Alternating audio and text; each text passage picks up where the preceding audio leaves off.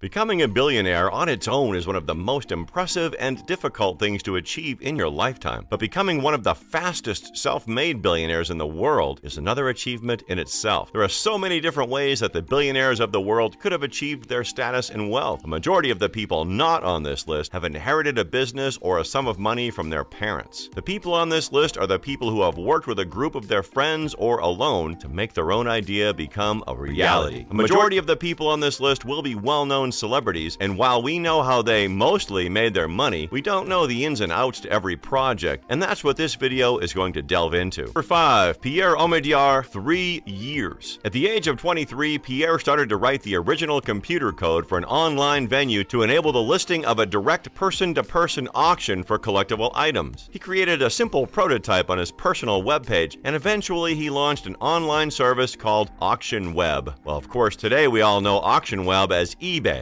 In 2002, eBay decided to buy the money transferring website PayPal, but eventually moved on from that, with Omidyar still holding 6% within the company. Alongside his project for online auction for collectible items, Pierre has been the founder of many other ventures that help to contribute to his billionaire status. Omidyar is founder of the Honolulu Civil Beat, Ulupono Initiative, Omidyar Network, and First Look Media. Aside from his foot being firmly placed with business and corporate side of the world, Omidyar has also been an executive producer on 2 films, Merchants of Doubt in 2014 and Spotlight in 2015. Before making eBay, he co-founded Ink Development, a pen-based computing startup that later was rebranded as an e-commerce company and was named eShop Inc. Microsoft acquired eShop on June 11, 1996 for less than $50 million, and Omidyar earned $1 million from the deal. But after this deal, Omidyar started working on eBay, and it took Omidyar 3 years for him to build eBay into a multi-billion-dollar company. eBay is still one of the biggest, if not the biggest, online auction website and continues to generate around 940.83 million visits per month. Number 4. Eric Lefkofsky, 3 years. Eric Lefkofsky started his billionaire journey in 1993 when he and a friend started a clothing apparel company. But the company ended up going bankrupt in 2001 when owned by Halo. In 2001, Lefkofsky co-founded Inner Workings, and in 2006, it had an initial public offering, and Lefkofsky was on its board of directors until October 2012. Across the next 6 years, Lefkofsky went on to create 3 new companies. In those 6 years, it's clear that this is the point in Lefkofsky's life where the money really started to flow in, with all his new businesses up and running, bringing in good revenue for him. Not only did Lefkofsky create Aloint.com, which turned out to be one of Lefkofsky's most successful business ventures. The website eventually changed its name in late 2008 to Groupon, which is what the website is still known as today. In August 2010, Forbes reported that it was the fastest growing company in history. It took the company 3 years from initial release to become a billion-dollar company. Lefkofsky is still chairman within the company. 3 years. Andrew became a billionaire as quickly as he stopped being one. Mason worked with Eric Lefkofsky as a developer on Inner Workings and then quickly moved on to The Point while working with Lefkofsky again. Mason worked on these projects and quickly began to attain the fortune that he held for a while. He gained his wealth through Groupon as CEO and worked alongside members like Lefkofsky and Brad Keywell. Although Mason has made an app since his dismissal from Groupon, Detour, which sells unconventional audio tours in major cities. In 2018, Detour was acquired by Bose for an undisclosed amount. Since this last creation, Mason hasn't seemed to create any more billion-dollar ideas. Right now, Mason's worth around $200 million.